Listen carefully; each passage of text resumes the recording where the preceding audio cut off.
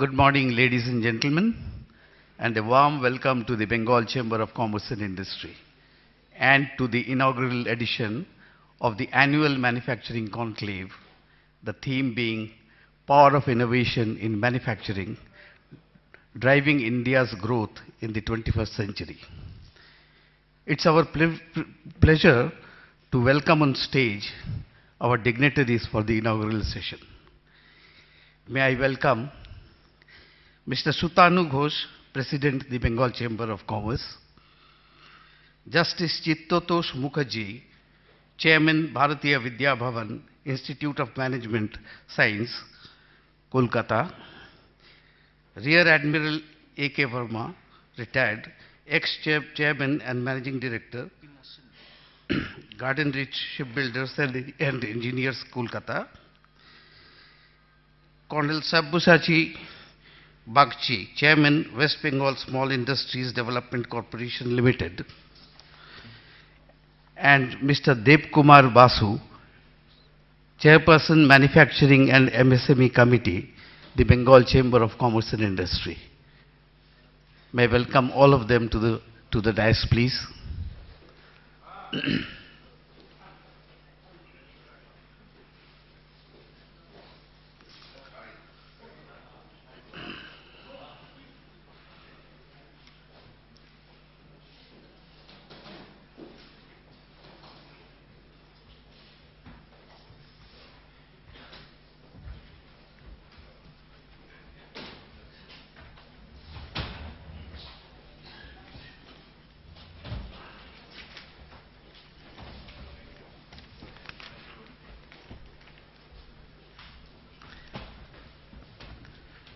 May we have a round of applause for the dignitaries on the dais, please.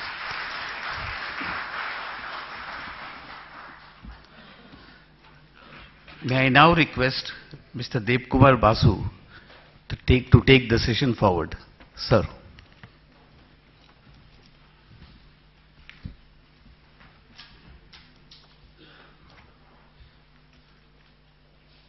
Technically, this is going to be the first manufacturing conclave held in BCCI. So indeed, we are at the inauguration of the inaugural session of the inaugural manufacturing conclave. It's meant for knowledge sharing. I would request all of you to be more and more participating and interactive. We have distinguished guests on the dais, and friends, we look forward to 2 days of intense knowledge sharing. I think with that I'd request our President to give his welcome address.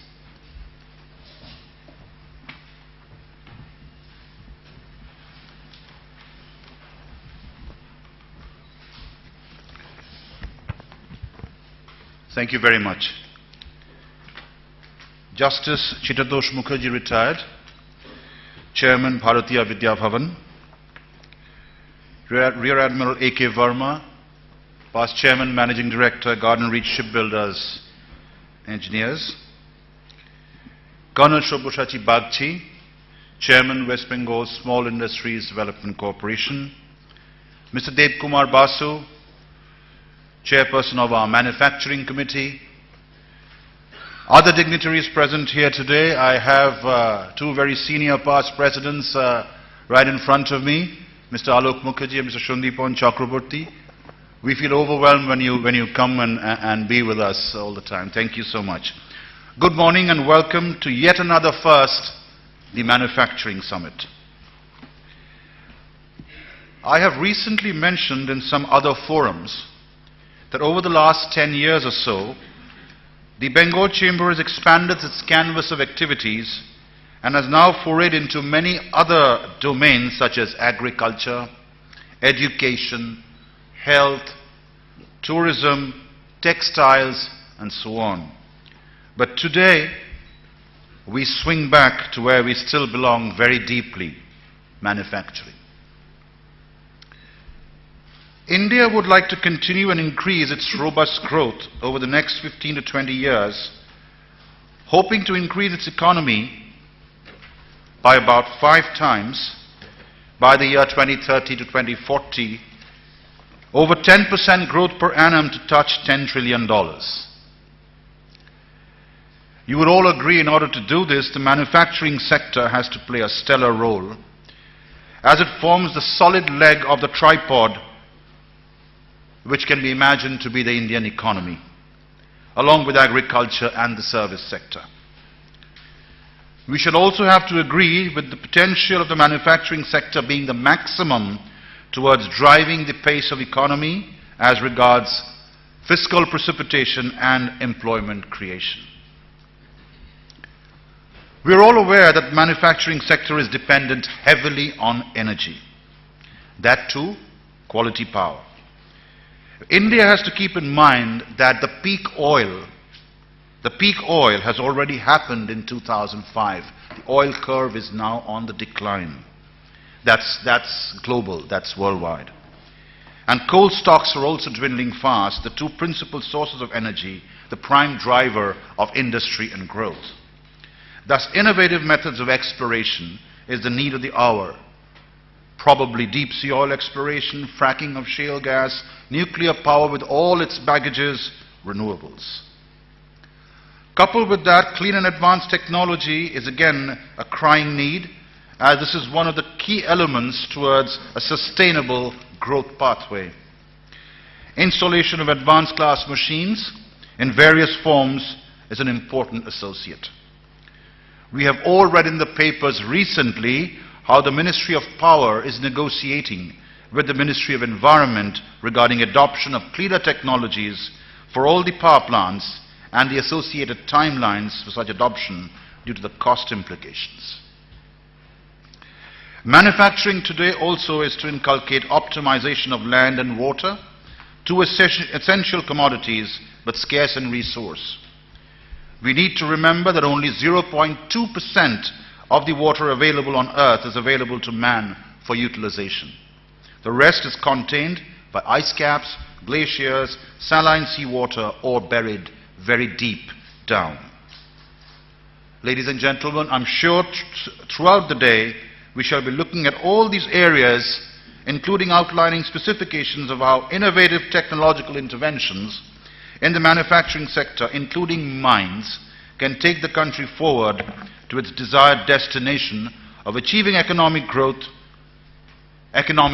which remains truly inclusive as regards all facets of environment, human, biotic, and abiotic. Thank you, and have a great day.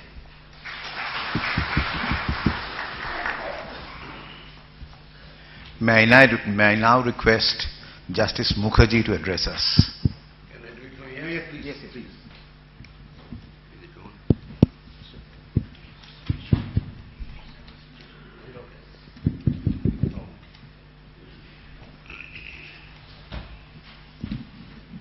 Mr. Ghosh, President of Bengal Chamber of Commerce, Mr. Verma, Mr. Mukherjee, and my other friends on the dais, and also on the floor, my students from the Institute of Bharatiya Vidya Bhavan and on management, the other members of the Bengal Chamber of Commerce.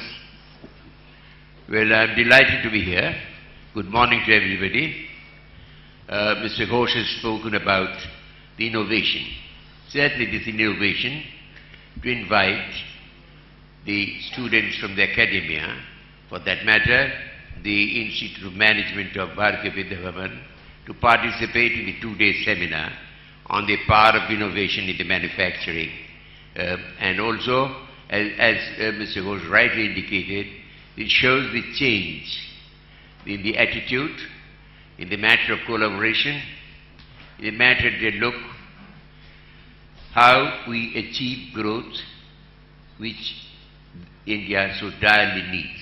With the second largest population in the world, with an immense manpower available, it's time to think about how to bring about, which you all desire, but find a way groping the way to find out how we achieve change in the way of life we live. In a country where the predominantly agriculture seems to be the one on which the majority of the population depends, it is need for a change to raise the standard of living, to have a modern outlook. For that matter, certainly the credit goes to Bengal Chamber of Commerce, having the record of being the oldest association of industry and trade. I believe, if I am not wrong, it started in 1833 and it formally became into existence in 1853 to think about change. Well, I am reminded when I am here in this mighty building with the Grecian pillars and the hall like this, that they have a great change, if you might call it a revolution, in your way of doing things, in your outlook, in your attitude. But that matter, your Bengal Chamber of Commerce has been always forward-looking. I remember here, about 2 years back, participating in the third centenary celebration of my grandfather, Sir Ashutosh Mukherjee. So that shows, if I may say so, how dire is the need to bring about collaboration, cooperation between the industry, trade and the academia. That's where we come in. The Bengal Chamber of Commerce has invited the Management Institute of Bharatiya Vidya Bhavan in Calcutta to join in this 2-day seminar. May I just say in few words that this is an institution, the Bharatiya Vidya Bhavan, which I have the honor to be here. It is the institution which is a multi-dimensional world, with its emphasis on education and culture. I mean, it seeks to bring about the Bharatiya Vidya Bhavan. Its founder, K. Munshi, had contemplated and also brought into existence a close link, cooperation, and to build a bridge between the culture and the civilization of India, which happens to be the oldest living civilization, with the modern times. Therefore, apart from establishing cultural institutions of having fine arts, literature, history to be taught and advanced, the institution has built up a large number of engineering colleges with the flagship at Delhi, Sardar Patel Institute of Engineering. We have a large number of schools, I believe, about 85, 90 schools where education is imparted. We have also the management institutions with the S.P. Jain Institution at its apex. In that sense, it's the foremost among our management institutions. And Bharatiya Vidya Bhavan Calcutta has its management institution, of which my young students are here, reading and trying to becoming successful citizens of this country. Therefore, a cooperation, a closeness between the management of the business houses, the trading houses, the manufacturing institutions. I mean, it needs to be, I shan't say backup, a closeness, cooperation between the academic institutions. And we also look forward to the organizations like your institution to be guided how we shape and train up the young aspirants in the matter of joining the industry or trade. Therefore, innovation is the right word we have chosen for this 2-day conclave. I'm sure that while our young students who have come, my young friends who have come from a management institute will be profited, will be guided in looking forward how to advance in their career, how to shape and mold their career, you on your own part would also have the young blood, infusion of blood, if I may call that, young blood in an institution which is long in years but still it seems to be very young and looking forward to advancing India's manufacturing sector, not only manufacturing sector, to take India to the next century as a great nation and a manufacturing and trading nation. And particularly it has become needed that without innovation, without invention, of which I believe the China beats us at the present moment, it is necessary that we look forward to a better and brighter future. That for purpose it is needed to have a close cooperation between the academic institutions like ours and others and the Bengal Chamber of Commerce, which represents trade and industry for so many years so very successfully. So I wish success of the two-day conclave we are having, and we look forward in future to further cooperation and coordination between both of us. Thank you very much for inviting me.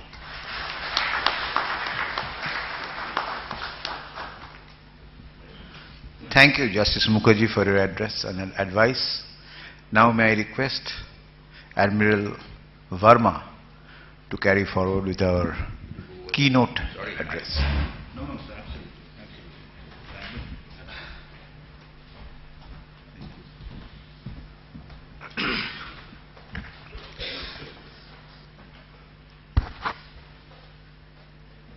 Mr. Sudhanu Ghosh, President, Bengal Chamber of Commerce and Industries, Justice Chitatosh Mukherjee, Chairman, Bharatiya Vidya Bhavan Institute of Management,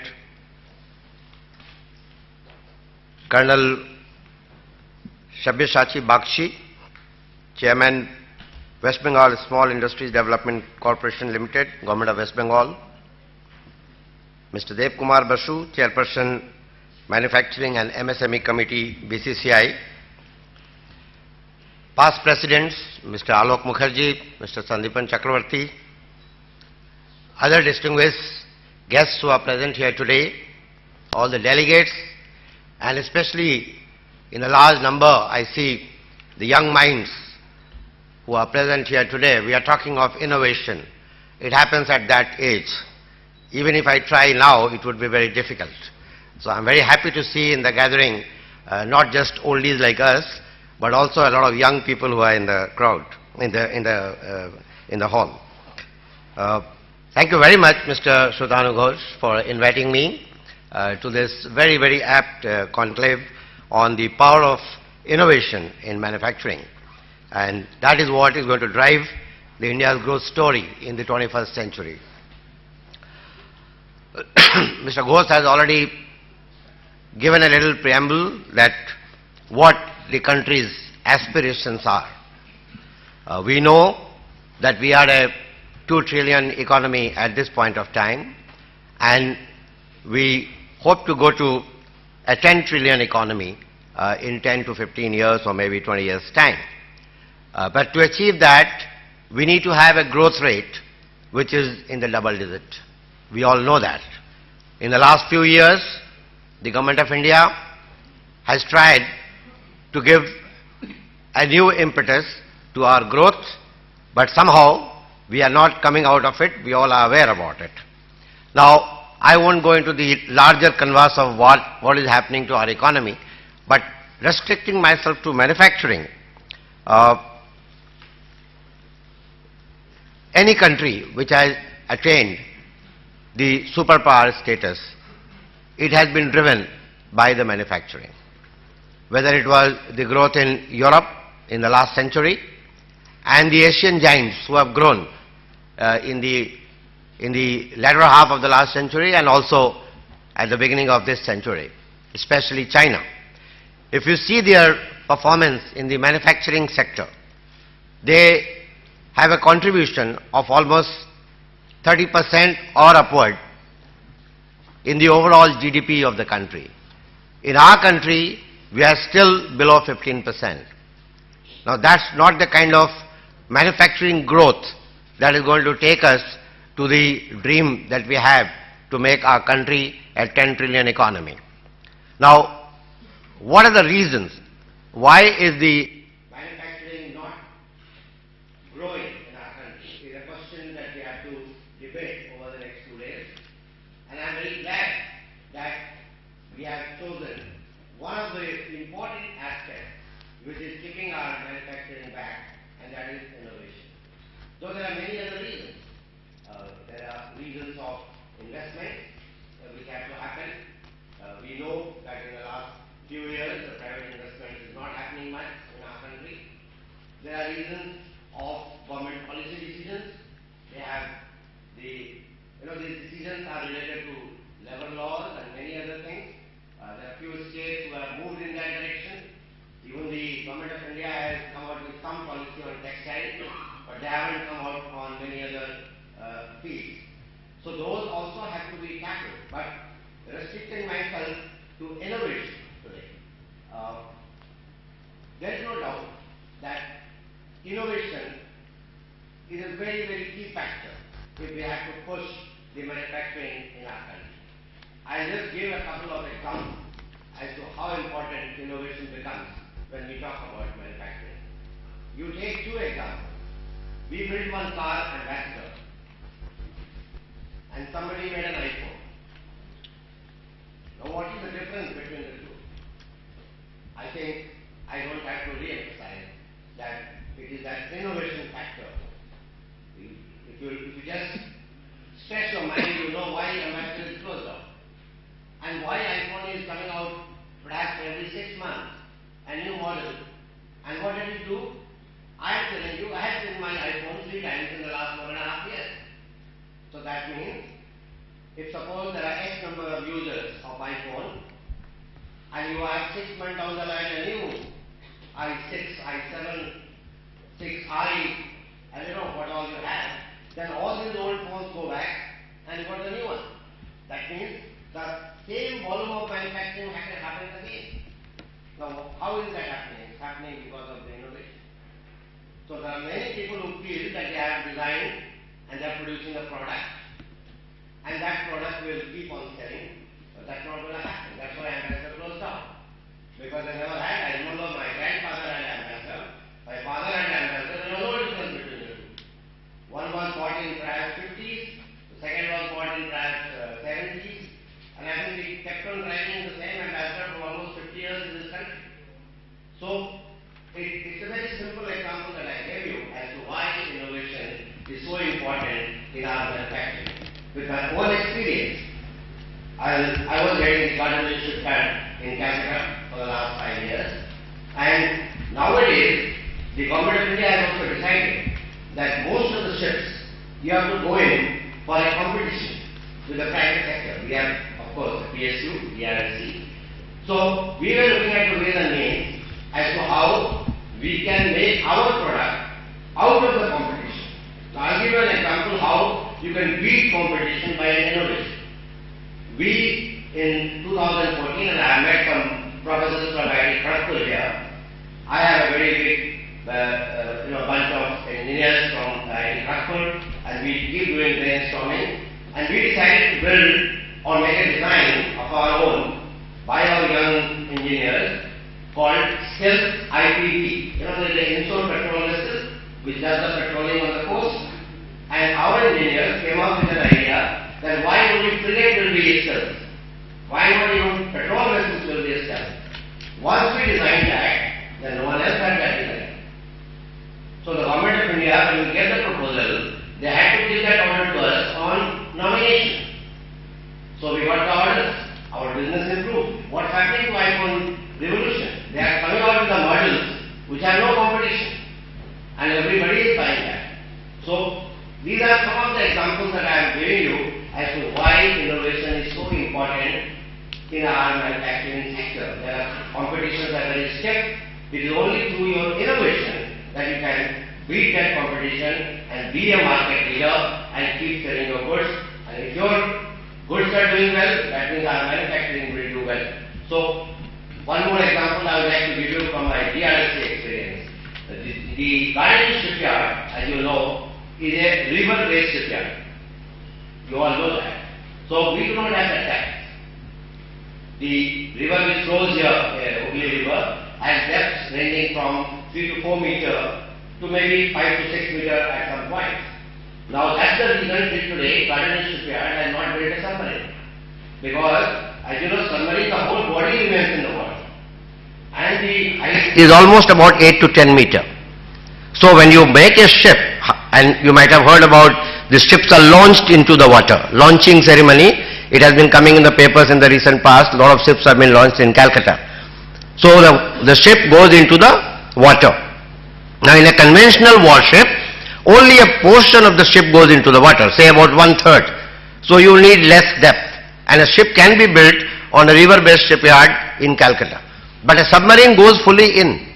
So you need a depth of about 8 to 10 meter for it to go into the water and then go into the sea. Now our engineers 2-3 years back worked on this, again my great IIT Kharagpur engineers who are there with me, and we came up with an idea that we will do a launch of a submarine. Even if we make it on our slipway, we will launch it on a pontoon. You know, pontoon is a floating deck, floating body on the water on which you can keep something and you can take it. So we said we will attach a pontoon below and the ship will be launched, but it will go on a pontoon, kind of a boat, and therefore it can go to sea in any depth. And with that pontoon the submarine goes to the water and then we take it to the sea and thereafter put it in the water. Now this is the kind of innovation which we talked about, and thereafter the Government of India has accepted that the next generation submarine that they are going to make, they are going to consider GLSC as well.